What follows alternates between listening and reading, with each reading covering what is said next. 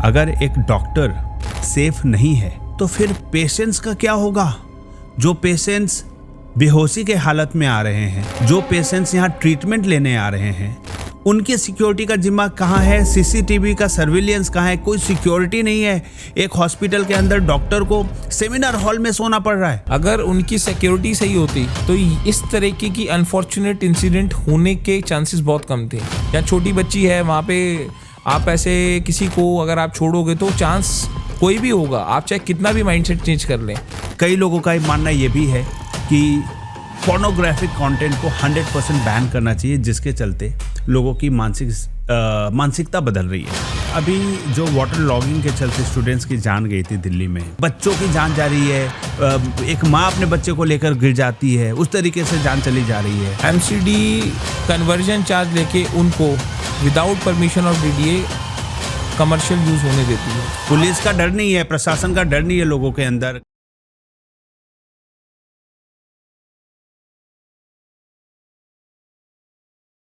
दोस्तों, आप सभी का स्वागत है मेरे पॉडकास्ट में द राहुल रंजन शो।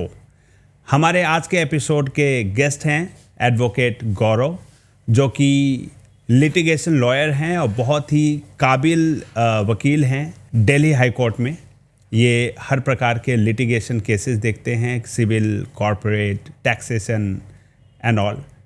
आज के एपिसोड में हम इनसे लीगल मैटर्स के ऊपर बात करेंगे, इनसे ओपिनियन लेंगे। और इनको बुलाने की वजह यह है कि ये बहुत ही रेपुटेड लॉ फर्म्स के साथ एसोसिएटेड हैं और इनको बहुत अच्छा खासा अनुभव है लॉ प्रैक्टिस में। तो चलिए शुरू करते हैं आज का एपिसोड।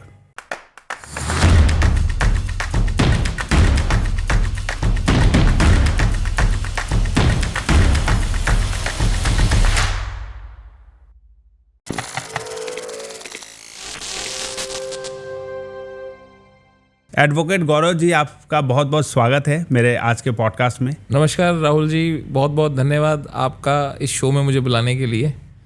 और ये जो आपने टॉपिक लीगल इसमें रखा है, इसके लिए मैं बहुत और दोबारा धन्यवाद करता हूँ।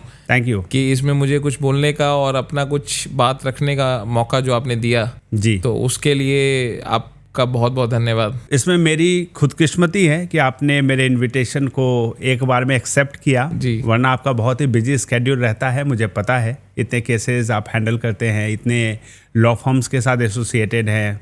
पहले तो चेक करना पड़ता है कि गौरव जी दिल्ली में हैं भी कि नहीं है, कि कभी बैंगलोर, कभी हैदराबाद, ऑल ओवर इंडिया आपका टूर चलता रहता है। आज बहुत सारे ऐसे सेंसिटिव टॉपिक्स हैं जिनके ऊपर मैं आपसे बात करना चाहता हूँ।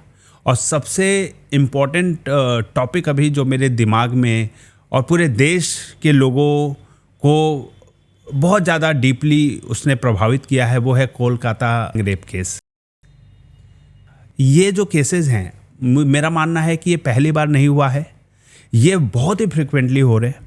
जब निर्भया केस हुआ था तब ऐसा लगा था कि जिस प्रकार से पूरा देश एक साथ खड़ा हुआ था, मुझे लगा था कि बहुत ही सख्त कानून बनाए जाएंगे। कल्प्रिट्स जो ऐसे हेनस क्राइम करते हैं, उनके मन में डर आएगा कि नहीं, इस प्रकार के क्राइम करने पे बहुत ही सख्त कानून है, हम नहीं बच सकते हैं। लेकिन मुझे ऐसा देखने को मिल रहा है कि मुझे ऐसा लग रहा है कि ये निर्भया केस के बाद और ज़्यादा इसका प्रचार हुआ है, केसेस कम नहीं हुए हैं। चाहे 6 महीने की बच्ची से लेकर 85 ईयर्स तक के ओल्ड एज वुमेन के साथ ये क्राइम हो रहे हैं और इसमें कोई रोकथाम नहीं हो रही है। तो क्या करा जाए ऐसे इतने बड़े पॉपुलेशन वाले देश में? इस प्रकार के क्राइम को कैसे कंट्रोल किया जा सकता है? क्या कानून, अभी जो हमारी व्यवस्था है वो बहुत स्ट्रिक्ट नहीं है, जिसकी वजह से ये जो लोग क्राइम कर रहे हैं उनके मन में कोई प्रशासन का या कानून का डर नहीं है? हमें कौन से ऐसे मेजर्स उठाने चाहिए गौरव जी, प्लीज़ बताइए, ताकि इस तरीके के प्रॉब्लम सॉल्व हों और हमारे देश की महिलाएं, women should feel safe in their own homes, in their own locality, in their city, in their state, in their nation India। Rahul ji, इसमें जो अभी कंट्रोवर्शियल इशू है, आरजी कर हॉस्पिटल जो मेडिकल कॉलेज है जिस पे ये सारा, जिस कॉलेज में गैंग रेप हुआ जी, और जो आज पब्लिक अटेंशन जो जिसको इतनी मिल रही है कि जो डॉक्टर या जिस मेडिकल स्टूडेंट के साथ रेप हुआ, उस रेप के जो रेप करने वाले जितने भी कल्प्रिट्स हैं अभी तक उनकी पहचान नहीं हो पाई है और इन्वेस्टिगेशन भी कोई, एक आरोपी पकड़ा गया है। हाँ, उसमें अभी तक कोई इन्वेस्टिगेशन ठीक से नहीं हुई। तो राहुल जी, कानून हमारे देश में ऐसा नहीं है कि कानून सही नहीं है, कानून सही बने नहीं है, बस यहाँ कमी है इम्प्लीमेंटेशन की, कि कानून को इम्प्लीमेंट कैसे किया जाए। ओके। सिर्फ इम्प्लीमेंटेशन की वजह से हमारे जो केसेस हैं, रेप केस हो या वुमेन से रिलेटेड जितने भी केस हैं, वो क्यों बढ़ रहे हैं दिन भर दिन? क्योंकि जो इसकी इम्प्लीमेंटेशन है वो बहुत ही पुअर है, और जिस वजह से बेकार इम्प्लीमेंटेशन होने की वजह से ये केसेस में लगातार बढ़ोतरी, लगातार आप देखेंगे कि छोटी अभी भी आज रोज़ आप न्यूज़पेपर उठाएं या कभी कोई न्यूज़ देखें तो उसमें हेडलाइंस में ऐसी छोटी बच्ची के साथ दुष्कर्म या किसी के साथ कोई किसी तरीके की मॉलेस्टेशन, इस तरह के कई केसेस आपको देखने को मिलेंगे। राइट। तो आप ये सोचेंगे कि भाई ये केस तो रोज हैं, तो लोगों ने एक अपनी मन में बना लिया है कि ये तो रोज हो रहे हैं केसेस, तो अब मन में यह है कि अब जो रिपोर्ट का होती है उसमें कुछ होना नहीं है, पुलिस ने कोई इन्वेस्टिगेशन करनी नहीं है, और एंड ऑफ द डे जो विक्टिम है उसको जस्टिस मिलना नहीं है। तो लोगों का जो एक क्रिमिनल जस्टिस सिस्टम पे जो विश्वास है वो बहुत ही कम हो गया और चरमरा गया है। जिस तरीके की हमारी क्रिमिनल जस्टिस सिस्टम है, इसमें आप देखेंगे कि सारी चीज़ें जो भी जस्टिस है वो अगर जस्टिस जिस तरीके से, जिस प्रोसीजरल जो लैप्सेस हैं, जहाँ लैकूनास इतने सारे हैं, तो जो विक्टिम है वो उसको हैरासमेंट ही मिलती है जी। आज अगर कोई एक्यूज है तो उसके पास सबसे पहला राइट है बेल, या उसके पास कई राइट्स हैं अपने पास कि वो अपने राइट को क्रिमिनल जस्टिस सिस्टम में एक्सरसाइज कर सकता है, कि उसके पास काफ़ी सारी ऐसी चीज़ें हैं कि उसके राइट्स सिक्योर होते हैं। मगर एज अ विक्टिम क्या राइट है आपके पास? एज अ विक्टिम तो आपके पास स्टेट ने इन्वेस्टिगेशन करनी है। स्टेट अगर इन्वेस्टिगेशन सही नहीं कर रहा तो आप कुछ नहीं कर सकते। अगर एविडेंस सही तरीके से कलेक्ट नहीं होंगे तो आगे कन्विक्शन के चांसेस बहुत कम है।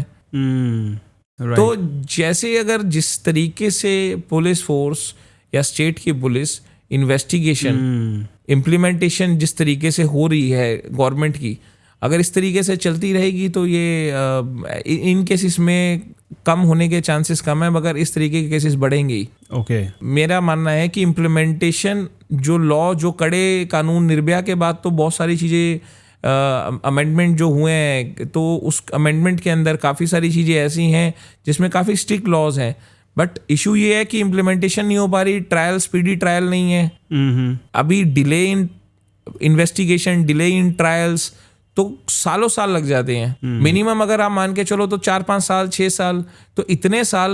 उसके बाद फिर आगे अपील है, जो एक्यूज है वो आगे अपने हर कोई छोटी छोटी चीज़ को लकूना बना के कहीं ना कहीं उसको पेंडिंग रखते हैं, जिससे कि ट्रायल डिले होता है। तो हमें जो ऐसे मेजर्स लेने पड़ेंगे जिसके अंदर इस तरीके की प्रैक्टिस अगर हो रही है तो उसको ख़त्म करना पड़ेगा, जिसमें कि हमारा क्रिमिनल जस्टिस सिस्टम है जो वो एक इस तरीके से बने कि जिसमें विक्टिम को भी एक जस्टिस मिले।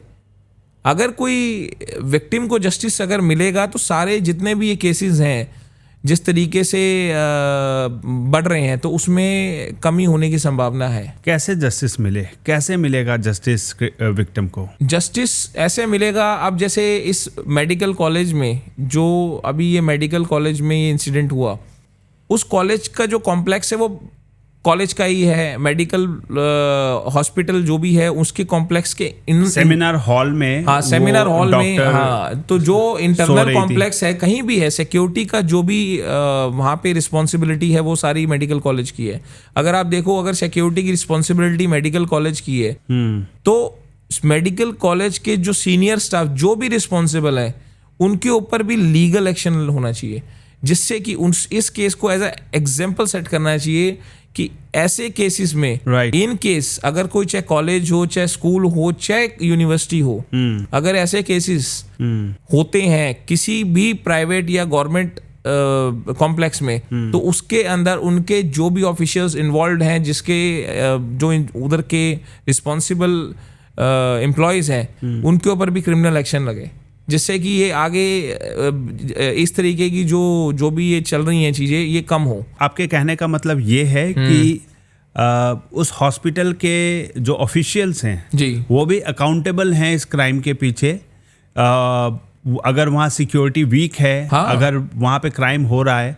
मैंने जब इस न्यूज़ के बारे में सुना तो मुझे बहुत ही हैरानी हुई ये सोचकर कि इतने बड़े हॉस्पिटल में अगर एक डॉक्टर सेफ नहीं है तो फिर पेशेंट्स का क्या होगा?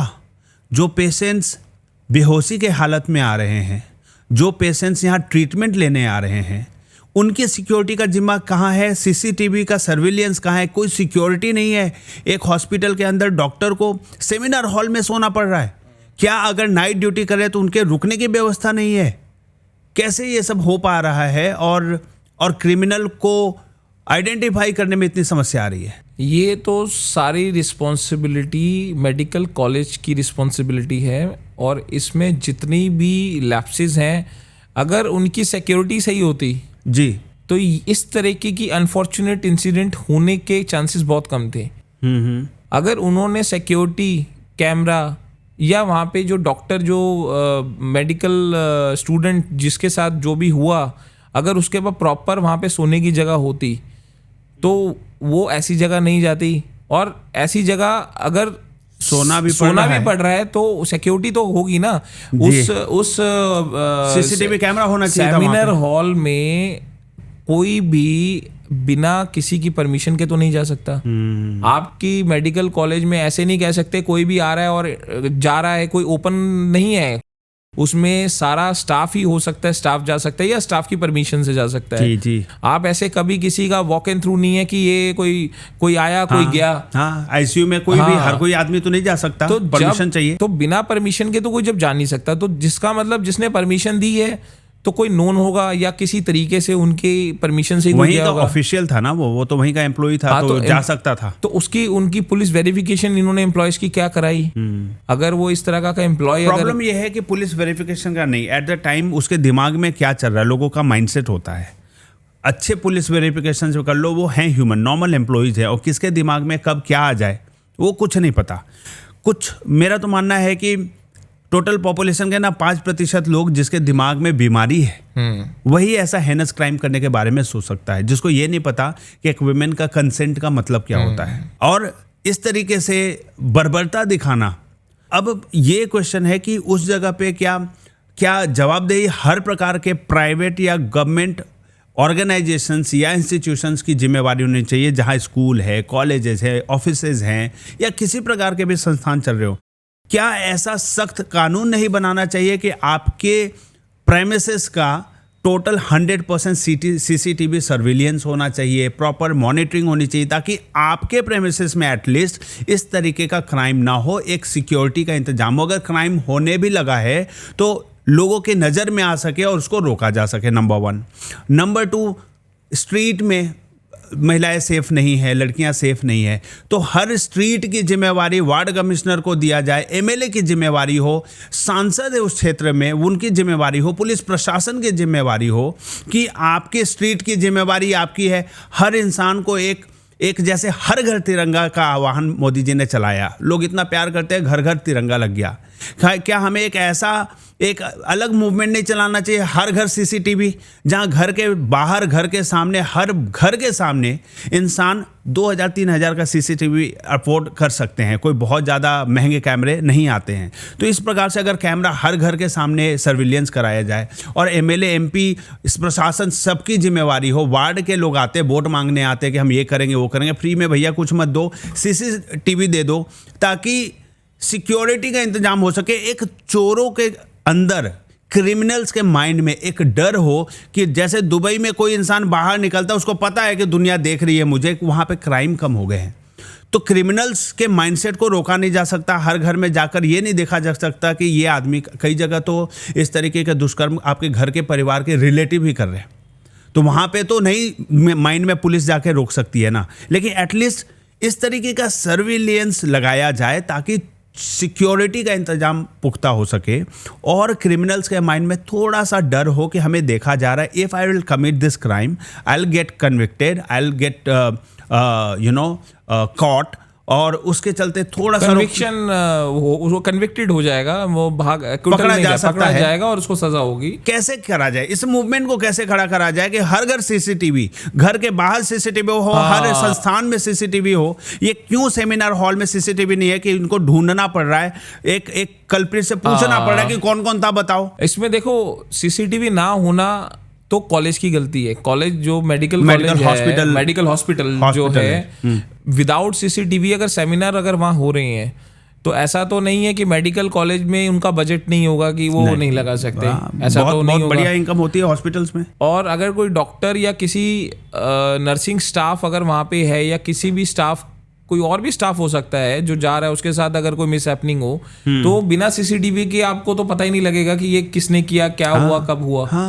तो सीसीटीवी तो आपको मैं बता दूं कि सुप्रीम कोर्ट की कई डायरेक्शंस हैं कि जिसमें पुलिस, मतलब दिल्ली में हर पुलिस स्टेशन में सीसीटीवी होना चाहिए। अब तो पुलिस स्टेशन में पता है क्या मैं देखता हूँ, लिखा होता है mobile camera not allowed, mobile phone not allowed. उनको इतना डर होता है कि कुछ रिकॉर्ड न कर ले, हमारी नौकरी खतरे में ना आ जाए। क्यों ऐसा है? ऐसा वो मैं अभी आपको उसी पे बता रहा हूँ कि अभी जैसे डायरेक्शंस हैं कि सीसीटीवी कैमरा हर उसमें होना चाहिए, हर पुलिस स्टेशन में, पुलिस स्टेशन के बाहर।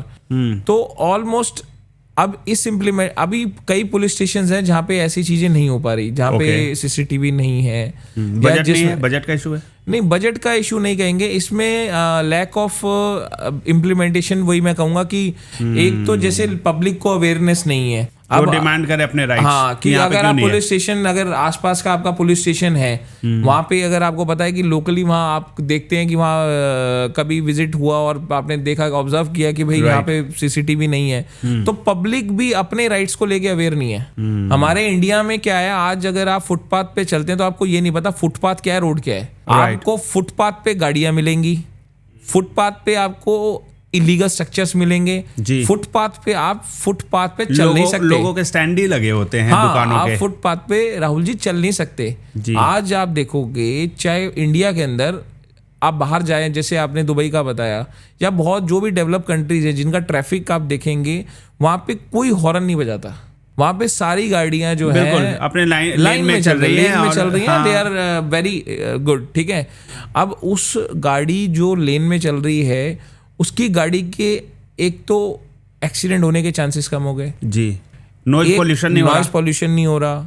इवन उसमें जो गाड़ी गलत लेन में चल रही है तो ट्रैफिक जाम होने के चांसेस भी कम हो गए जी। आप एक जगह कहीं पे भी आप जाओगे, यहाँ पे दिल्ली में किसी भी जहाँ पे रेड लाइट खराब होती है वहाँ जाम लग जाता है। क्यों? कोई रोकने को राजी नहीं है, कोई रोकने को राजी नहीं है। हर आदमी कहता है मेरे से पहले कोई ना निकल जाए, राइट, मेरी गाड़ी सबसे आगे होनी चाहिए जी।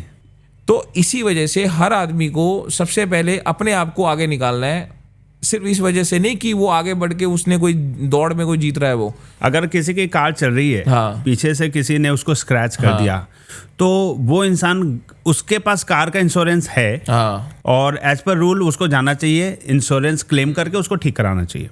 लेकिन वो कार से उतर के पहले उस जिसने स्क्रैच किया उससे लड़ेगा, जिसके पीछे चाहे ट्रैफिक जाम हो जाए, तो क्या उसके राइट्स होते हैं बाकी लोगों को तकलीफ देने की? मैं आपको यहाँ पे जो हमारे ट्रैफिक रूल्स और रेगुलेशंस हैं, जिस तरीके में इंडिया के फॉलो होते हैं, यहाँ पे ट्रैफिक रूल्स को तो लोगों को आज लाइसेंस मिलता है, उनको ट्रैफिक रूल्स ही नहीं पता। कईयों को तो जेब्रा क्रॉसिंग नहीं पता कि जेब्रा क्रॉसिंग से पहले गाड़ी रोकनी है। राइट। कईयों को ये नहीं पता कि लेन ड्राइविंग क्या होती है। कईयों को ये नहीं पता कि आप अगर जेब्रा क्रॉसिंग, पेडेस्ट्रियन अगर फुटपाथ है तो वहां पे आपका साइड वे है, कहाँ से आपको यू टर्न लेना है, कहाँ से आपको नहीं लेना है। वो साइन बने होते हैं, लोगों को समझ में नहीं आता लेफ्ट टर्न फ्री है या नहीं है। कई आप देखोगे गाड़ी चलाते हुए, कई बार अगर आप सही भी चला रहे हो और लेफ्ट टर्न फ्री नहीं है, पीछे आपको हॉर्न मार मार के इरिटेट कर देंगे कि भाई मेरे को आगे जगह दो। इवन रेड लाइट होने पे भी कई लोग हॉर्न मारते हैं। कई बार पीछे मैं देखता हूँ हॉर्न पे हॉर्न देते हैं कि भाई आगे क्यों नहीं बढ़ा रहा, आगे क्यों नहीं बढ़ा रहा। इवन उसको पता है रेड लाइट है। तो दैट इज द सिचुएशन। यहाँ पे सबको पता है कि बाहर निकलेंगे, अगर किसी ने पकड़ा तो अपना 50-100 रुपए देके निकल लेंगे, अपना खर्चा पानी दिया और निकले। और इसी वजह से आज जो सिचुएशन है, हमारे ऑल ओवर मतलब पैन इंडिया आप सिचुएशन देखोगे, दिल्ली में जैसे ही है, दिल्ली से वर्स और जगह है जी। छोटे स्टेट्स में जाओगे तो और बुरा हाल है। वहां तो लोग हेलमेट, यहाँ पे फिर भी डरते हैं हेलमेट, लोग यहाँ हेलमेट से हेलमेट पहनते हैं अपनी सेफ्टी के लिए, सेफ्टी के लिए कोई हेलमेट नहीं पहनता, यहाँ सिर्फ इसलिए पहनते हैं फाइन ना लग जाए।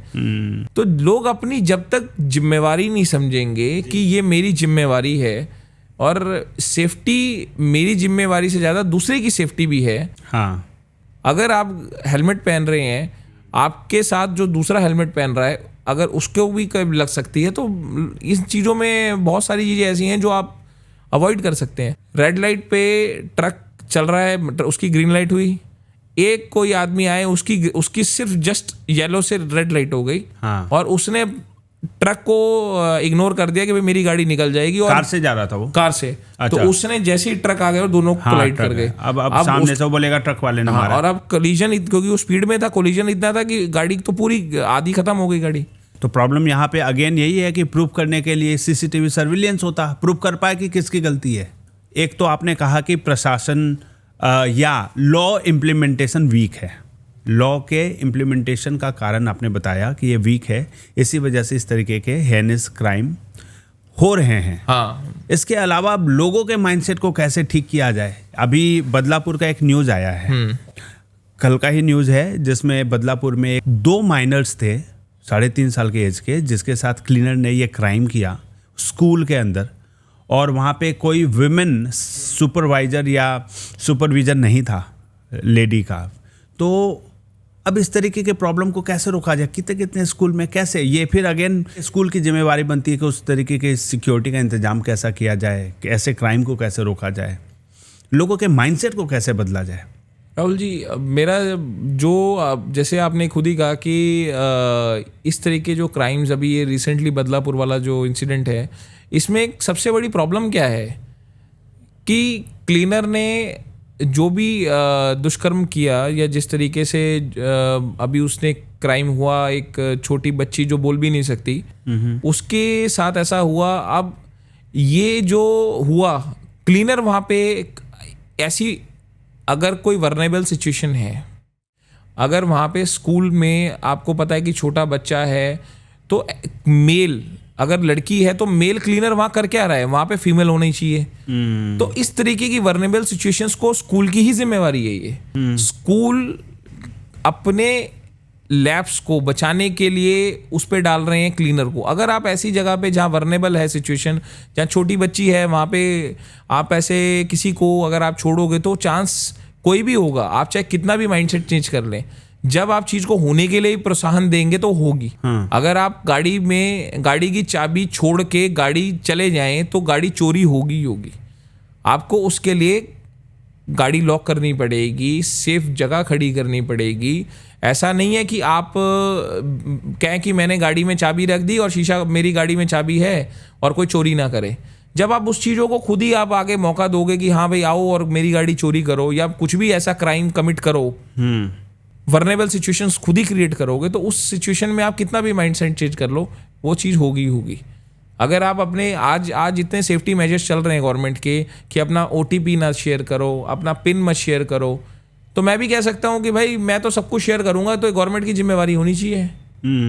हमें गवर्नमेंट के साथ साथ अपनी जिम्मेवारी समझनी है। हमारी जिम्मेवारी क्या है?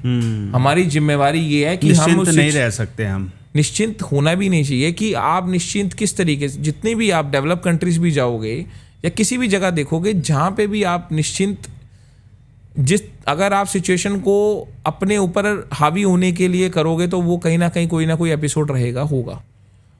आपको उस वर्नेबल सिचुएशन से बचने के लिए एक्स्ट्रा प्रिकॉशनरी मेजर्स लेने पड़ेंगे। अब वो एक्स्ट्रा प्रिकॉशनरी मेजर्स कैसे हो सकते हैं? जैसे कि ये मेडिकल कॉलेज में कि वहाँ कैमरा होना चाहिए था, वहाँ सिक्योरिटी लेडी स्टाफ होना चाहिए था, वहाँ पे अगर कोई लेडी अगर सो रही है तो एक्स्ट्रा सिक्योरिटी लेडी की होनी चाहिए थी। सिक्योरिटी अगर आप ढंग से करेंगे तो ऐसे एपिसोड होंगे ही नहीं। चाहे कितना भी माइंडसेट आप कर लो, कितना भी आपके पास सिक्योरिटी है, आपके पास मेजर्स हैं, आप उसको टैकल कर सकते हैं। मगर ये अनफॉर्चुनेट इंसिडेंट्स जो हो रहे हैं, ये सिर्फ और सिर्फ रिस्पॉन्सिबल जिस जगह पे हो रहे हैं उनकी वजह से हो रहे हैं। पुलिस के ऊपर अगर आप देखें, पुलिस आपको हर जगह प्रोटेक्ट नहीं कर सकती। जी। पुलिस आपको जब कोई आपके ऊपर कोई इंसिडेंट होता है, आप रिपोर्ट करते हैं जी। तो वहाँ आपके साथ रहती है, मगर आपको अपनी जिम्मेवारी समझनी है। पुलिस की जिम्मेवारी, पुलिस अगर नहीं काम कर रही तो आपके पास अपने हमारे पास ऐसे कानून है जिसमें पुलिस के इनएक्शन के ऊपर आप कोर्ट जा सकते हैं, आगे उनके सीनियर ऑफिसर्स को लिख सकते हैं। मुझे लगता है कि पुलिस की जिम्मेवारी क्राइम को रोकना नहीं, क्रिमिनल को पकड़ना है। इसमें ऐसा है कि अगर क्रिमिनल को नहीं पकड़ेंगे तो क्राइम कैसे रुकेगा? नहीं, पहले तो क्राइम हो ही जा रहा है ना। पुलिस का डर नहीं है, प्रशासन का डर नहीं है, लोगों के अंदर कानून का डर नहीं है।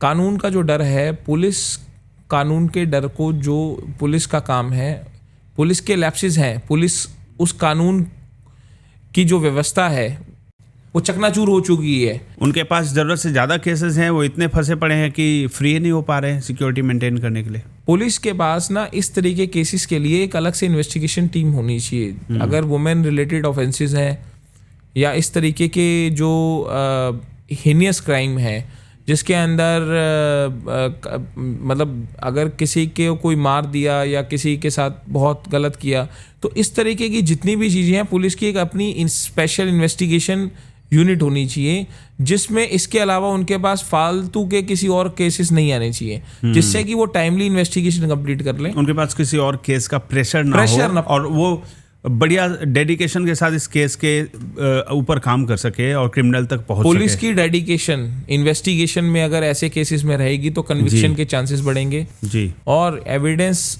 टेम्पर होने के चांसेस कम होंगे जी, और टाइमली अगर एक्यूज आइडेंटिफाई होके उनको अरेस्ट कर लिया जाए जी, तो उसमें चांसेस और अच्छे हैं कि आपका जो ट्रायल है वो कम से कम टाइम में कंप्लीट हो। राइट, आपने बोला कि ये सिक्योरिटी की जिम्मेवारी उस इंस्टीट्यूशन की होती है, ये बहुत अच्छी बात आपने बताई और बिल्कुल मैं भी ये मानता हूँ, अग्री करता हूँ कि सिक्योरिटी मेंटेन होना चाहिए, हर चीज़, हर प्रकार के लॉ का इम्प्लीमेंटेशन सही तरीके से होना चाहिए। लेकिन जो क्रिमिनल्स हैं, जिनका माइंडसेट इतना ख़राब है, जिनकी मानसिक स्थिति इतनी ख़राब है, जो इस प्रकार के क्राइम कर रहे हैं, उन लोगों को रोकने के लिए कई लोगों का मानना ये भी है कि पोर्नोग्राफिक कंटेंट को 100% बैन करना चाहिए, जिसके चलते लोगों की मानसिकता बदल रही है। फिल्मों को भी ब्लेम किया जा रहा है कि फिल्म जिस प्रकार से वुमेन को ऑब्जेक्टिफाई करते हैं, एक सेक्सुअल ऑब्जेक्ट की तरह दिखाते हैं, उसको भी रोकना चाहिए, क्योंकि ये चीज़ें जो है लोगों की धारणा को बदलते हैं वुमेन के प्रति। उनके पर्सनालिटी के चलते उनको ना पहचाना जाए, उनके टैलेंट के बेसिस पे पहचाना जाए। वुमेन को उनके अपीयरेंस की वजह से, उनके पॉइंट ऑफ व्यू से ना देखा जाए, उनके टैलेंट, उनके स्किल्स, उनकी योग्यता के आधार पे उनको पहचाना जाए। तो किस तरीके से, क्या 100% पोर्नोग्राफिक कंटेंट को बैन करना क्यों मुश्किल है? क्यों नहीं कर सकते? जब आप टिकटॉक बैन कर सकते हैं, जब आप कई 100+ चाइनीज ऐप्स को बंद कर सकते हैं, तो ये पोर्नोग्राफिक कंटेंट को बैन क्यों नहीं कर सकते? और फिल्मों पे, जिससे बॉलीवुड से कितना ज़्यादा इंस्पायर्ड है लोग इंडिया में, तो इस प्रकार की फिल्मों को एक स्ट्रॉन्ग मैसेज क्यों नहीं दे सकते? कि आप फिल्मों में कई बार दिखाया जाता है कि if the heroine is resisting to like कोई छेड़ रहा है एक्टर, तो कई जगह दिखाते हैं कि छेड़ रहा है, बाद में हीरोइन खुश हो जाती है हीरो से, तो लोगों को लगता है छेड़ना इज ओके, मैं हीरो हूँ, 4 बार मना करेगी, एक बार तो हाँ बोल देगी। इस तरीके की जो सोच बन रही है लोगों के, युवाओं के मन में, तो इससे भी कई बार वुमेन को इनसिक्योरिटी फील होती है बाहर में। तो इन पे कैसे रोकथाम किया जाए? क्या कानून हमारी हेल्प कर सकता है इसमें? हमारे देश में औरतों की पूजा होती है, अब देवी माँ जितने भी हैं, बिल्कुल हमारे देश में नदियों की पूजा होती है जी। तो हमारे देश में ऐसा नहीं है कि ट्रेडिशन में कोई कमी है या किसी तरीके की कोई समझ में कमी है, कि हमें ये नहीं पता कि पोर्नोग्राफी और इन चीज़ों में अगर कुछ इस तरीके के अगर हम बैन ये सारी चीज़ें जितनी भी हैं ये परमिसेबल नहीं है पोर्नोग्राफी, मगर ये but still this is accessible. हाँ, बट दे आर एक्सेसिबल। अभी कुछ पीछे डायरेक्शंस भी दी कोर्ट की, जिसमें ऐसी साइट्स को ब्लॉक कर दे जिसमें कि ये साइट्स का जो एक्सेस है वो खुले ना। क्या ये जियो, एयरटेल और जितने भी ऑपरेटर्स है, इंटरनेट प्रोवाइडर्स है, ये अपने पास कमांड नहीं डाल सकते कि इस तरीके की वेबसाइट खुले ही ना? लेकिन जब न्यूज़ आया था लास्ट जो मैंने पढ़ा था, उसमें चाइल्ड पोर्नोग्राफी को बैन किया गया था, बच्चों के साथ जो पोर्नोग्राफी। इसका क्या मतलब हुआ?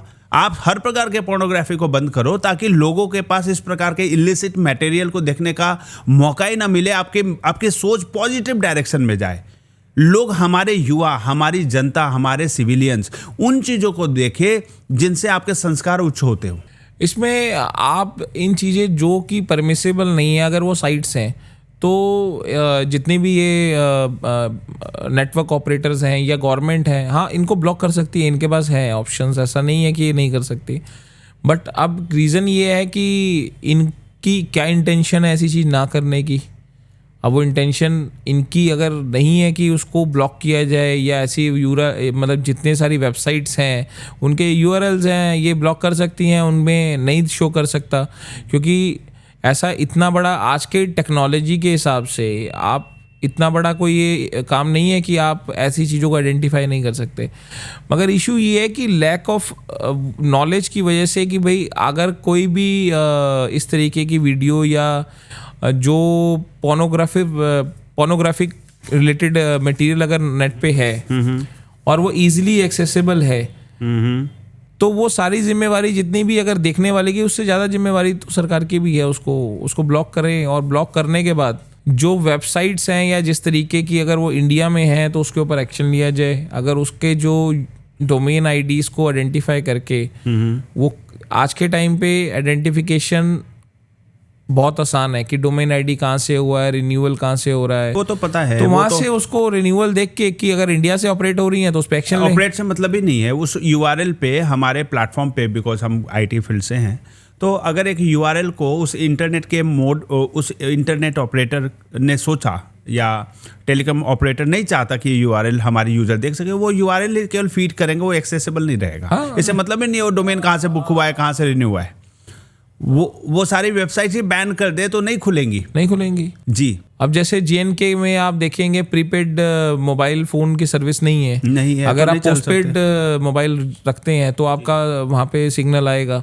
इन केस अगर आपके पास नहीं है तो आपको वहाँ पे आप मोबाइल फ़ोन, अगर आप JNK एरिया में जाते हैं, जैसे कभी वैष्णो देवी या उस साइड कश्मीर साइड, तो आपका फ़ोन प्रीपेड नहीं चलता वहाँ।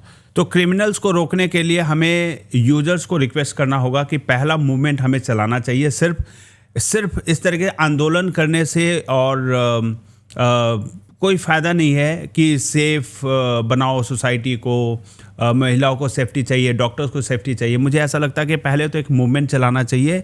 हर घर CCTV, हर ऑफिस CCTV, हर जगह CCTV, हैशटैग लगा के इसके पिटीशन डालो और इतना वायरल कर दो इंटरनेट पे कि पहले तो सिक्योरिटी क्रिमिनल्स को डर लगना चाहिए कि इस तरीके का क्राइम करूंगा मैं पकड़ा जाऊंगा, पहला डर। दूसरा, जिस प्रकार की मानसिकता है लोगों में, कुछ एक 5% मेल हैं जिनके मन में इस तरीके की मानसिकता है कि उनको विमेन का, बच्चों का कंसेंट का मतलब नहीं पता, लोगों को पता ही नहीं है कि बच्चे हैं जिनके साथ हम ये क्या करने जा रहे हैं, एकदम ये दरिंदगी भरी पड़ी है। उनके मानसिकता को रोकने के लिए hashtag ban pornography, ban porn, इस तरीके से हैशटैग करके एकदम पॉपुलर किया जाए। एकदम मानो ही मत, हर टेलीकॉम ऑपरेटर को बंद करना पड़ जाए। बॉयकॉट चाइना किया था तो हुआ ना, पूरे देश ने बोला बॉयकॉट चाइना, तो उसके बाद चाइनीज प्रोडक्ट्स, तो टिकटॉक और सारे बड़े बड़े पॉपुलर ऐप्स बंद हुए। तो इन ऐप्स में क्या दम है कि नहीं बैन कर सकते हैं? इन पोर्नोग्राफी वेबसाइट को क्यों नहीं बैन कर सकते? और तीसरा, हम सब मिलकर ये जिम्मेवारी ले कि जिन फिल्मों में वुमेन को इस तरीके से ऑब्जेक्टिफाई किया जा रहा है, आइटम गर्ल की तरह दिखाया जा रहा है, डांस कराया जा रहा है, भीड़ में 100 लोग डांस कर रहे हैं, मर्द, उसके बीच में एक लड़की आपत्तिजनक कपड़े के साथ डांस कर रही है और people are enjoying it. Animal जैसी फिल्में यहाँ पे सुपर हिट होती है, जहाँ पे औरतों की कोई इज्जत नहीं की जाती। वहाँ पे रणवीर कपूर अपना जूता देते हैं, बोलते हैं like it if you want to prove that you love me. आप ऐसे फिल्मों को सुपर हिट बना रहे और अच्छी अच्छी फिल्में आपको कहीं नज़र में नहीं आते। 12th फेल जैसी मूवी जिसमें बहुत अच्छा मैसेज है, कैसे you have to fight to achieve your dream, कितने सेक्रीफाइसेस करने पड़ते हैं, कितना हार्डवर्क करना पड़ता है। ऐसी फिल्मों को कोई देख नहीं रहा, तो क्या, किस समाज में हम जी रहे हैं, कहाँ जा रहे हैं? तो क्या हम लोगों को ऐसे जगना चाहिए लोगों को कि क्या चीज़ें इस तरीके की, बॉलीवुड इस तरीके का मैसेज ना दे, ताकि बॉलीवुड से जो लोग इंस्पायर्ड होते हैं, जो फिल्में हमारी ज़िंदगी का अहम हिस्सा है, हम उनकी तरह बनना चाहते हैं, तो ये बैन किया जाए। और इसमें सरकार, गवर्नमेंट क्या एक्शन ले सकती है, किस तरीके से इसको इम्प्लीमेंट कर सकती है, ये अब देखने वाली बात है। इसमें जैसे आपने बताया, ये सारी चीज़ें जितनी भी हैं, लैक ऑफ इम्प्लीमेंटेशन की ही है। अगर जो फिल्म्स या यूट्यूब पे जितनी अच्छे अच्छे कंटेंट्स आते हैं, और कुछ ऐसे कंटेंट्स भी हैं फिल्मों के अंदर जो कि बिल्कुल ऑब्जेक्शनेबल हैं, और आप उसको देख के आपका माइंड उस तरह की सोच रखने लग जाता है। अगर आप कोई सोच आपकी वैसी बन जाएगी जी, तो आपके एक्शंस भी वैसे होंगे। विवेकानंद ने बोला है, योर थॉट बिकम्स एक्शन। जैसा आप सोचोगे वैसा बनोगे। बड़े बड़े महापुरुषों ने कहा है।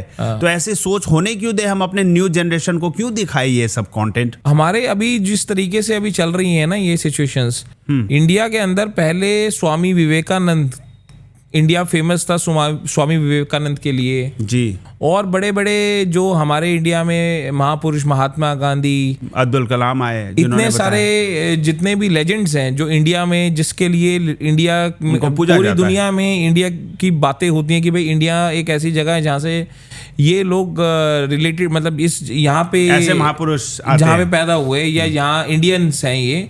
और आज आप देखोगे इन रिसेंट टाइम्स आपको इस तरीके की चीज़ें नहीं मिलेंगी, क्योंकि आपके माइंड के अंदर इतना गंद हो चुका है, भर दिया है। चाहे फिल्म्स हों, चाहे कोई भी वीडियो कंटेंट में आप देखोगे, उसमें सिर्फ या तो कोई पोर्नोग्राफिक हो या किसी तरीके का वुमेन रिलेटेड ऑफेंस हो, या ऐसी चीजें हैं जिससे आपके माइंड में ये गलत चीज जाती है, फीड किया जा रहा है। फीड नेगेटिव फीडिंग है। नेगेटिव फीडिंग, उसमें कहीं कोई कंक्रीट अगर आप देखोगे तो वो नेगेटिव ही, आपको नेगेटिव माइंडसेट आपका हो जाएगा उसमें। इन रूट कॉजेज को रोकना चाहिए, रोकथाम करनी चाहिए इनके। इसमें कई चीजें ऐसी हैं जो गवर्नमेंट अपनी पॉलिसीज के साथ इन रूट कॉजेज को आइडेंटिफाई करके उस चीज़ों को चेंज कर सकती हैं, और इम्प्लीमेंट अपनी जो पॉलिसीज़ हैं उसको इम्प्लीमेंट करके इन चीज़ों में अवेयरनेस लाके काफ़ी चीज़ें चेंजेस हो सकती हैं, और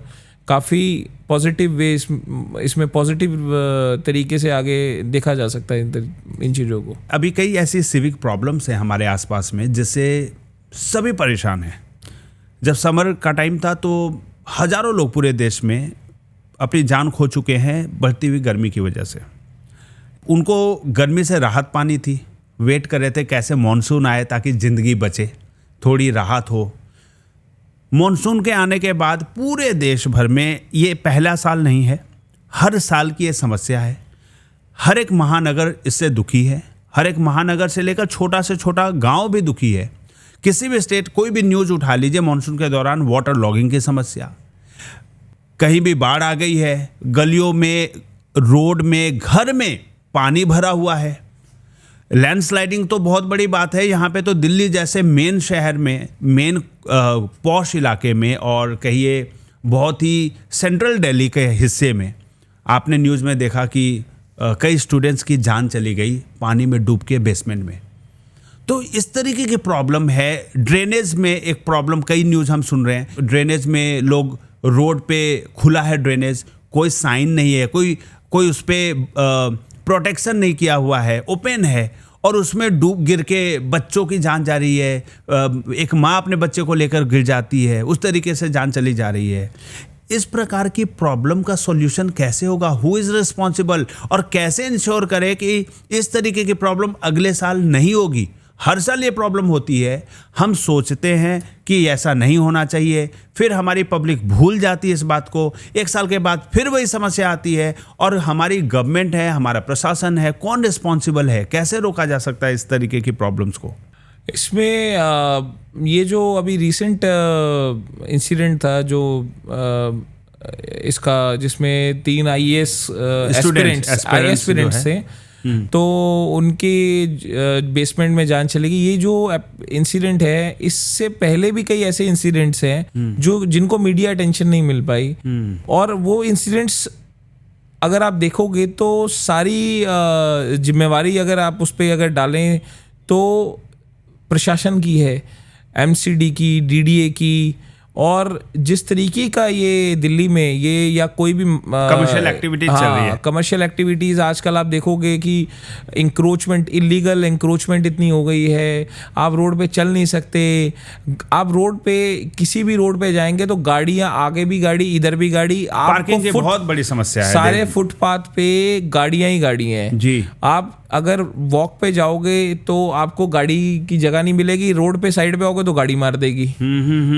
साइड पे चलोगे तो वहां पे जगह नहीं है, रोड पे जैसे ही आए वहां किसी ना किसी तरीके से आपको गाड़ी से या कोई स्कूटर से किसी से टक्कर लगने का डर है जी। अभी रिसेंटली कल परसों की न्यूज़ में मैं पढ़ रहा था, इसमें आप देखेंगे कि एक स्ट्रे काऊ ने एक 75 साल के बुजुर्ग आदमी को अटैक किया और उसकी जान चली गई। अब जो 75 साल के बुजुर्ग आदमी ने, उन्होंने कभी सोचा भी नहीं होगा कि वो सैर कर रहे होंगे और पीछे से कोई गाय या कोई भी स्ट्रे एनिमल उनको अटैक करेगा और उनकी जान ऐसे उनकी जान जाएगी। स्ट्रे डॉग्स चलती हुई बाइक पे अटैक कर देते हैं, बच्चे साइकिल से जा रहे होते हैं वहाँ पीछे से अटैक कर देते हैं। डॉग्स से बचने के लिए लोग इधर उनका बैलेंस बिगड़ता है, गिर के एक्सीडेंट हो जाता है, या फिर ड्राइव कर रहे हैं उसमें नीलगाय अटैक कर रही है हाईवे पे, बैल कूद के उस पर अटैक कर दे रहे हैं। तो इस तरीके के प्रॉब्लम से जो परेशानियां हो रही है लोगों को, जो इंजरीज हो रही हैं, लोगों की जान तक चली जा रही है, इन सब को रोकने का क्या तरीका है? कैसे लोग अपने आप को बचाए इस तरीके के प्रॉब्लम से? इसमें जो स्ट्रे एनिमल्स, जिस तरीके से डॉग्स हैं और जो और भी तरीके के स्ट्रे एनिमल्स हैं जो कि लोग जिनको पालते हैं बट ओपनली छोड़ देते हैं, तो इन तरीके की जो प्रैक्टिसेस हैं, जिस तरीके से पालते नहीं है, छोड़ते नहीं है, वो तो पैदा ही होते हैं, लवारिस और लवारिस से बढ़ते रहते हैं। कुछ एरियाज अभी आप अगर आप देखोगे, बड़े सारे एरियाज ऐसे हैं जहाँ पे ये ओपन प्रैक्टिस है कि डॉग्स को या स्ट्रे एनिमल्स को आप ओपन फीडिंग या कुछ खाने को देते हैं, वो रोज़ वहाँ पे आते हैं जी। आप उनको खाने को देते हैं, फिर वो खा के जब उनको वहाँ पे वो खाना नहीं मिलता तो वहीं पे आसपास किसी को वो अटैक करते हैं। ये जो भी स्ट्रे एनिमल्स हैं, इनकी अगर प्रॉपर खाने या जिस तरीके का इनके पास एमसीडी, इनकी स्टरलाइजेशन और इनकी आइडेंटिफिकेशन करे कि किस एरिया में इनकी पॉपुलेशन किस तरीके से कहाँ बढ़ रही है, और उस एरिया को आइडेंटिफाई करके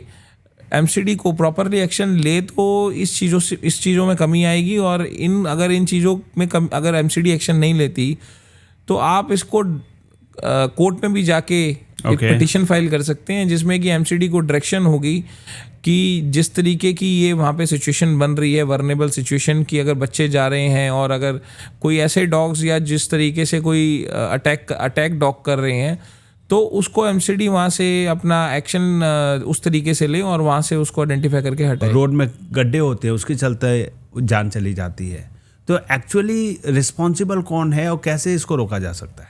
अभी कई न्यूज़पेपर आर्टिकल्स हैं जिसमें रिसेंटली, अभी ये आज ही का न्यूज़पेपर है, जिसमें क्लियरली ये दिखाया कि ये हर मॉनसून में रोड्स की क्या कंडीशंस होती हैं दिल्ली की, और दिल्ली के अंदर ही नहीं, all over pan India roads और सिविक जितनी भी ये इंफ्रा सिचुएशन है वो सारी चरमरा रखी है।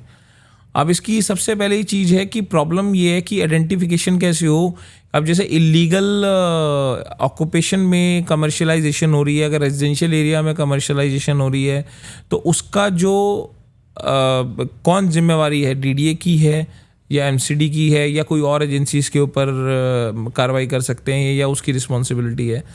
जैसे कि दिल्ली के अंदर 2 एजेंसी हैं, डीडीए जो लैंड ओनिंग एजेंसी है, एमसीडी बेसिकली मेंटेनेंस एजेंसी है। तो एमसीडी का काम है सिविक, जिस तरीके की कोई भी मेंटेनेंस का काम है, रोड रिपेयर्स और किसी तरीके की नाले, सीवरेज, इस तरीके की जितनी भी मेंटेनेंस का काम है एमसीडी का काम है।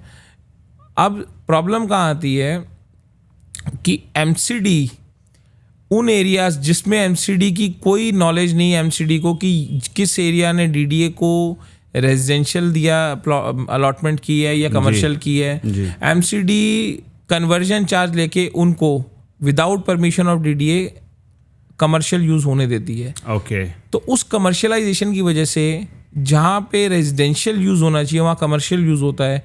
इस वजह से जो लोकल रेजिडेंट्स हैं उनके लिए प्रॉब्लम बनती है, वहाँ पे ट्रैफिक का जो क्योस क्रिएट होता है और जो नॉर्मल जो पब्लिक है उनको अपने लीगल अवेयरनेस नहीं पता इसमें। अगर लीगल अवेयरनेस बढ़ाई जाए, एमसीडी के पास वहाँ आइडेंटिफिकेशन होनी चाहिए कि कमर्शियलाइजेशन जो है वो सब्जेक्ट टू क्या है। सब्जेक्ट टू बेसमेंट में आप कमर्शियलाइजेशन नहीं कर सकते। अच्छा, रेसिडेंशियल एरिया लोग कमर्शियल एक्टिविटीज कर रहे हैं, नॉट जस्ट इन बेसमेंट, नीचे के फ्लोर में स्टोर शॉप्स खोलने शुरू कर देते हैं। वो एक रेसिडेंशियल एरिया है और धीरे धीरे प्रैक्टिस ऐसे बढ़ता चला जाता है कि पार्किंग की इतनी बड़ी समस्या हो जाती है कि जो इंसान वहाँ रह रहा है वो अपने घर के सामने पार्क करना चाहता है। अब वहाँ पे शॉप खुल गई, आप कार पार्क नहीं कर सकते क्योंकि वो शॉप ओनर चाहेगा कि यहाँ पे कार ना पार्क हो ताकि मेरे कस्टमर्स आ सके मेरी दुकान तक। तो ये जो समस्या क्रिएट हो रही है, ये कैसे रोका जाए रेसिडेंशियल एरियाज में कमर्शियल एक्टिविटीज़, कितना सही है? अभी रिसेंटली मेरे पास एक केस आया, उसमें नीचे स्टिल्ड पार्किंग, एक बिल्डर ने स्टिल्ड पार्किंग को भी अलग बेच दिया कमर्शियल यूज। ओके और 4 फ्लोर अलग बेच दिए। और स्टिल्ड पार्किंग के अंदर जब सेल डीड हुई तो स्टिल्ड पार्किंग का कहीं जिक्र नहीं था। तो जो एक ऑक्यूपेंट, जो ओनर बायर थे, उन्होंने आरटीआई से ये पता किया कि इसका नक्शा एमसीडी से कितना पास है, तो उनको पता लगा कि इसमें स्टिल्ट प्लस 4 स्टोरी है नक्शा। ओके और स्टिल्ट उनको मिली नहीं, स्टिल्ट अलग कमर्शियलाइजेशन के लिए बेच दी और उसमें कमर्शियल शोरूम चल रहा है। ऐसी कई सारी जगह हैं जहाँ पे लोगों को आइडेंटिफाई नहीं है कि ये स्टिल्ट पार्किंग है या ये ग्राउंड फ्लोर है, और वहाँ पे इलीगल कमर्शियलाइजेशन चल रहा है। अब बेसमेंट, सपोज अब बेसमेंट है, उस बेसमेंट में अगर कोई कमर्शियलाइजेशन अगर होती है तो उस कमर्शियलाइजेशन को एमसीडी से अप्रूवल लेना पड़ता है, डीडीए से अप्रूवल लेना पड़ता है। मगर एमसीडी तो सिर्फ उसको एक कमर्शियलाइजेशन एक पैरामीटर के हिसाब से कि स्टोरेज के हिसाब से देती है, कमर्शियलाइजेशन नहीं कर सकते आप। ओके आपको सिर्फ स्टोरेज पर्पस के लिए देती है, बट लोग यहाँ पे इलीगली उसको कमर्शियल कर लेते हैं जी। 20% बेसमेंट बननी चाहिए और उसको 100% बना लेते हैं। और उसको इलीगल यूज करते हैं। अगर मेरे कॉलोनी में कोई इलीगल कंस्ट्रक्शन हो रहा हो जिसका स्ट्रक्चर जो है वो आसपास के लोगों को परेशानी दे, कई लोग बालकनी एक्स्ट्रा निकाल लेते हैं, कई एक्स्ट्रा कंस्ट्रक्शन कर लेते हैं, और भी कई प्रकार से आपको लगता है कि ये सही कंस्ट्रक्शन नहीं हो रहा है, तो उसको इंसान कहाँ रिपोर्ट करे, एक नागरिक कहाँ रिपोर्ट करे, किस तरीके से इसको रोका जाए? दिल्ली में जो बिल्डिंग्स बनती है वो as per sanction plan pass bye MCD उनको सेंक्शन प्लान जो होता है उस तरीके से बनती है। अगर वो बिल्डिंग सेंक्शन प्लान के अकॉर्डिंग नहीं बन रही तो आपके पास एमसीडी को ही लिखने के लिए है कि आप उसको कंप्लेंट करें कि ये यहाँ पे न्यूसेंस क्रिएट हो रही है और इस तरीके से जो वहाँ के रेजिडेंट्स हैं उनको प्रॉब्लम हो रही है, और आप एमसीडी को कंप्लेंट कर सकते हैं। क्योंकि सैंक्शनिंग अथॉरिटी जो है एमसीडी, अगर एमसीडी इस पे कोई एक्शन ना ले फिर क्या करना चाहिए? अगर इसमें कोई एमसीडी एक्शन नहीं लेती तो आपको कोर्ट के अंदर रेमेडी है, आप कोर्ट में जा सकते हैं, आप इसमें सिविल केस फाइल कर सकते हैं, आप हाई कोर्ट में रिट पिटिशन फाइल कर सकते हैं। तो इसमें आपके पास लीगल रिकोर्स है जिसमें आप एक्शन एमसीडी को डायरेक्शंस दिलवा सकते हैं कि इस तरीके की जो इलीगल बिल्डिंग बन रही है उस पर एक्शन हो। ज़्यादातर लोगों को मैंने देखा है कि इस तरीके के केसेस में वो सिर्फ पुलिस को कंप्लेन करते हैं, उसके बाद पुलिस आपस में सेटलमेंट करती है, फिर वो काम जारी रहता है। पुलिस की कोई अथॉरिटी नहीं है कि अगर कोई बिल्डिंग इलीगल बन रही है तो उस इलीगल बिल्डिंग को वो डिमोलिश करें या उसको रोकें। डिमोलिश का काम सिर्फ और सिर्फ एमसीडी का है। एमसीडी के पास डिमोलिश powers- ना करे, रोक सकता है, पुलिस रोक पुलिस सकती है। एक टाइम के लिए रोक सकती है। अगर इनकेस पुलिस अगर कभी एमसीडी ने एक्शन नहीं लिया for the temporary time, police रोक सकती है, मगर सीलिंग जो है वो एमसीडी को ही करनी पड़ेगी, उस बिल्डिंग को उनके डायरेक्शन से ही हो डायरेक्शन पाएगा। से ही होगा। क्योंकि अगर एमसीडी एक्शन नहीं लेगी तो पुलिस के इतनी इलीगल बिल्डिंग बन रही है तो पुलिस हर जगह तो जाके नहीं कर सकती। तो ये एमसीडी का ही काम है। पुलिस कैसे आइडेंटिफाई करेगी कि ये इलीगल है या लीगल है? आइडेंटिफाई तो वही तो होगा। मान लीजिए हम कोर्ट जाते हैं तो कोर्ट से क्या राहत मिलेगी, क्या रेमेडीज हैं कोर्ट की तरफ से इसके लिए?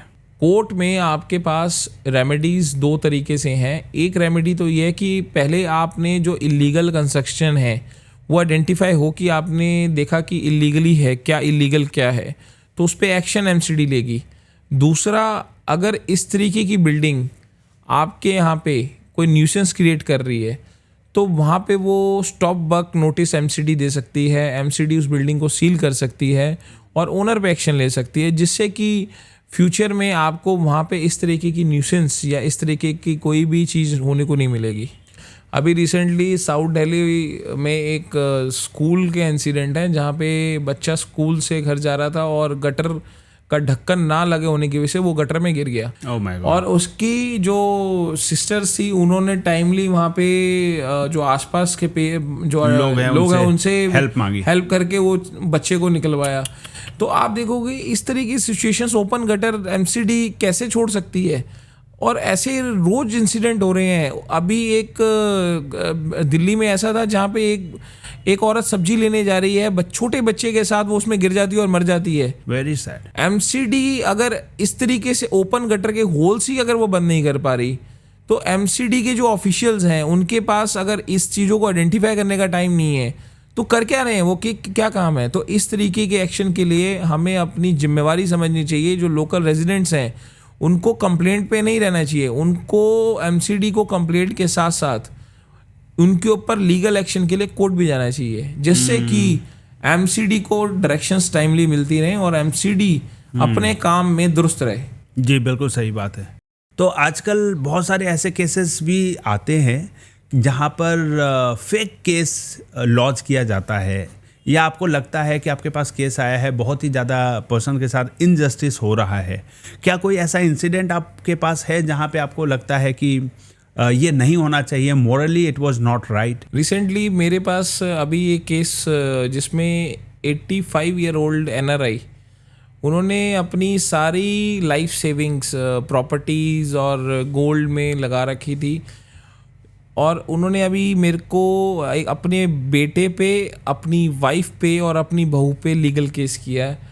आप सुन के हैरान हो जाओगे कि उन्होंने अपनी जो लाइफ सेविंग्स थी, जो प्रॉपर्टी में लगाई थी, वाइफ के नाम करा दी, और वाइफ ने बहू के किसी बातों में आके वो प्रॉपर्टी बहू के नाम कर दी। ओके। और उनको बताई नहीं, और जब उनको पता लगा तो उन्होंने कहा ये क्या किया, तो उनका इस बातों पे कोई कन्फ्लिक्ट हुआ और फिर बाद में जब उनको घर से ही निकाल दिया। और इस तरीके की जो आप 85 ईयर ओल्ड आज आदमी अपनी डॉटर के घर रह रहा है, और डॉटर और हस्बैंड जो आदमी जिसके साथ हुआ है उसके फादर, उन्होंने केस अपनी फैमिली पे किया। जो आप ये देख लो कि आज के टाइम पे किसी पे भरोसा करने लायक नहीं है। आपकी इवन इतने साल तक शादी भी हो और अगर आप किसी भी तरीके से अगर अपनी लाइफ सेविंग्स को, अगर आप सारी लाइफ सेविंग्स को अगर अपनी वाइफ के नाम करा देते हैं या बच्चों के नाम करा देते हैं तो आप 100% कभी ना कभी लाइफ के किसी भी पड़ाव में ट्रबल में आएंगे। तो आपको हमेशा जो भी आपकी लाइफ सेविंग्स हैं उसमें आपके पास अपनी जीवन यापन का इंतजाम करके रखना चाहिए, रोड पे भटकना ना पड़े कभी। हाँ। लेकिन कौन सोचता है कि उसका अपना बेटा, उसकी अपनी पत्नी उसको घर से निकाल देगी? लोग सोचते नहीं है तभी तो होता है ना। अगर सोच लें कि ऐसा भी होगा या होने के चांसेस हैं तो उसके लिए वो अपना उपाय करके रखेंगे। आप देखोगे कि आज के टाइम पे पहले और अब में प्रॉपर्टी डिस्प्यूट के केसेस कितने बढ़ गए हैं। राइट। किसी बहन को अपने बाप की प्रॉपर्टी में हिस्सा चाहिए। जी। पहले के ज़माने में क्या होता था कि शादी कर दी उसके बाद बहन का कोई राइट नहीं था, ना उसने कुछ पूछा ना कुछ किया। मगर बहन आज के टाइम में तो बहन के बच्चे अपने नाना की प्रॉपर्टी में राइट मांगते हैं। अगर कोई भाई अपनी बहन को प्रॉपर्टी का हिस्सा ना देना चाहे या पिता प्रॉपर्टी में हिस्सा ना देना चाह रहा हो बेटी को, तो क्या राइट्स हैं, कौन सही है यहाँ पर? इसमें बहन का राइट पिता पे है, भाई पे कोई राइट नहीं है। भाई की प्रॉपर्टी पे बहन का कोई राइट नहीं है। अगर वो इनहेरिटेड प्रॉपर्टी हो, इनहेरिटेड प्रॉपर्टी अगर उसके भाई के पास उसके फादर की प्रॉपर्टी आती है और वो इनहेरिटेड प्रॉपर्टी होती है, तो उसका राइट उसके फादर की प्रॉपर्टी पे है, लड़की का। अगर लड़की अपने फादर की प्रॉपर्टी को क्लेम करना चाहती है या किसी भी तरीके से लीगल रिकोर्स लेना चाहती है, तो वो सूट फॉर पार्टीशन डाल सकती है और उस प्रॉपर्टी का जो भी हिस्सा उसका बनता है वो कोर्ट से ले सकती है। ओके, तो कोर्ट डायरेक्शन देंगे कि आप इनको इनका हिस्सा दो। फादर या मदर जिसके नाम प्रॉपर्टी है उसकी डेथ के बाद। ओके, अगर तो जीते जी वो हिस्सा नहीं मांग सकती। अगर अच्छा, फादर जीवित है तो लड़की नहीं हिस्सा ले सकती।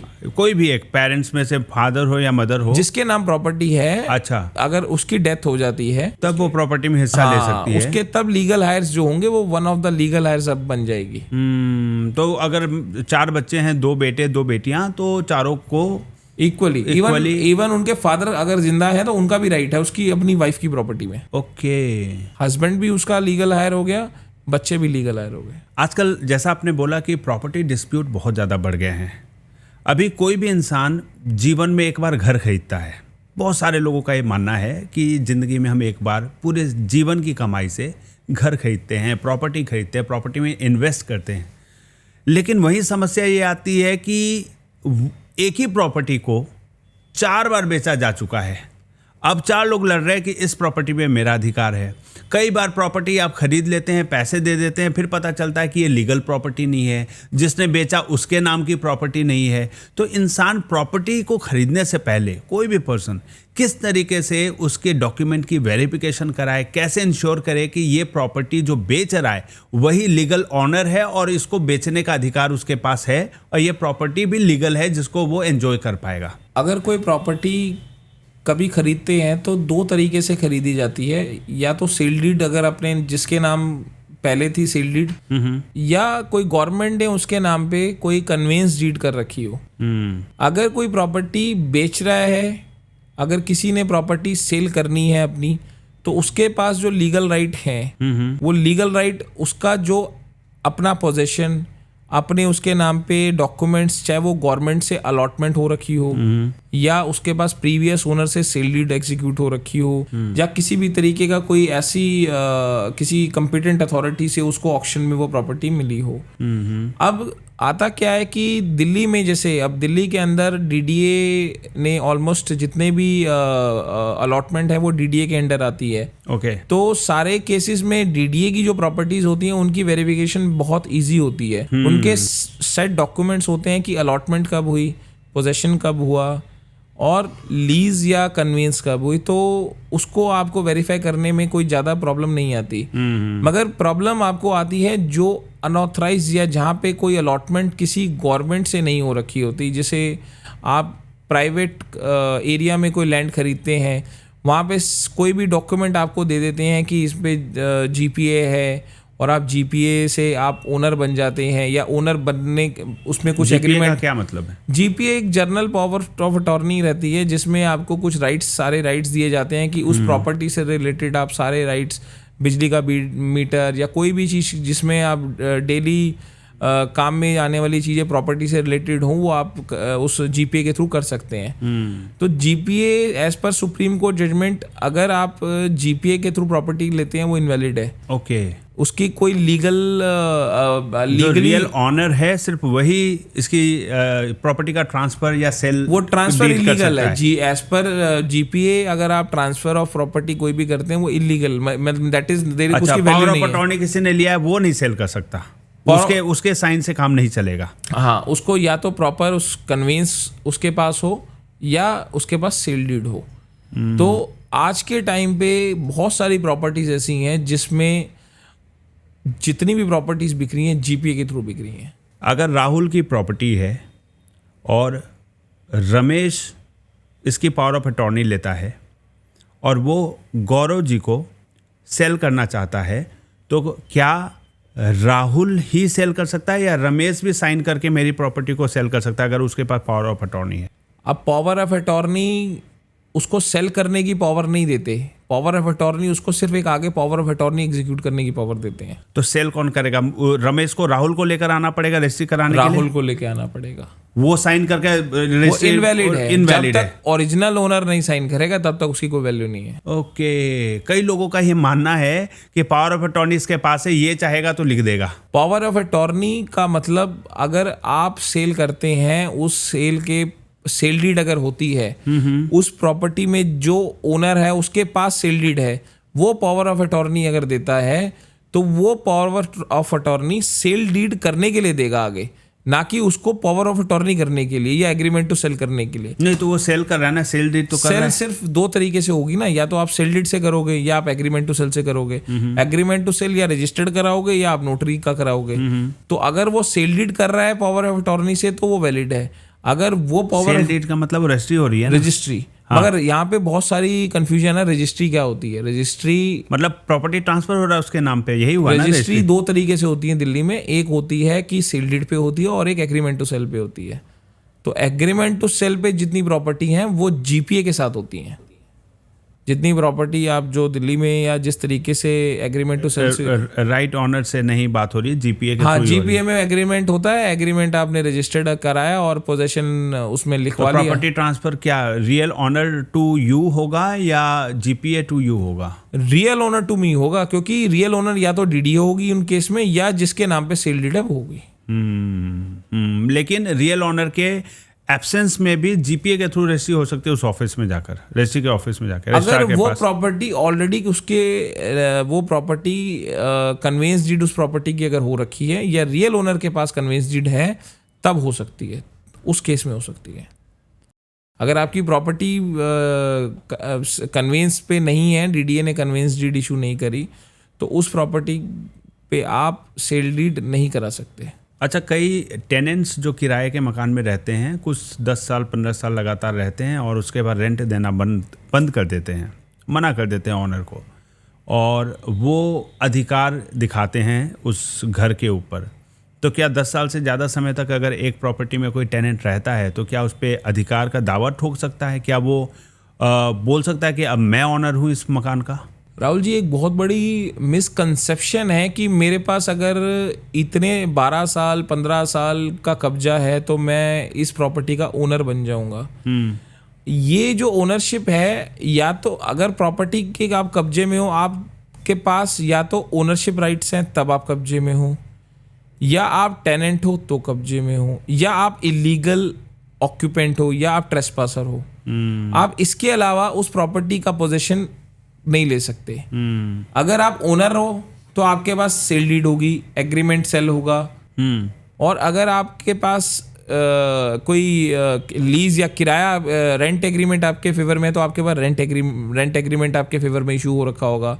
और जो तीसरा केस है जिसमें आपने इलीगली ऑक्यूपाई कर रखी है, चाहे कितने सालों के लिए भी, चाहे वो आप 12 साल के लिए करें, 15 साल के लिए, अगर आप ओनर नहीं है, किराएदार नहीं है, तो आप इलीगल ऑक्यूपेंट है, आपका कोई क्लेम नहीं है उस पर। कभी भी हटाया जा सकता है। तो कोई भी किराएदार जो सोच रहा है 15 साल से मैं रह रहा हूँ, अब मैं इसका लीगल ऑनर हो गया, वो गलतफहमी है। अगर लीगल रिकोर्स लिया जाए तो वो बिल्कुल हटाया जा सकता है। मैंने बहुत 40 साल पुरानी दुकानें हैं रानी बाग में, यहाँ पे एक कमर्शियल एरिया है, तो मैंने वहाँ पे 40 साल से जो किराए पे दुकानें थी उनको खाली करवाया कोर्ट के थ्रू। वाह, ओके। वो खाली करने को तैयार नहीं थे, बोल रहे थे अब हम हैं भाई, हटा के दिखाओ। ना वो किराया देते थे और ना वो उनको ना वहाँ से हटते थे। अगर कोई किराएदार, अगर कोई टेनेंट 3 महीने से 6 महीने से काफ़ी टाइम से किराया देना बंद कर देता है, किसी भी वजह से वो किराया नहीं दे रहा है और वो ताला मार के चला गया है, तो ऐसे केस में क्या मकान के मालिक के पास ये अधिकार है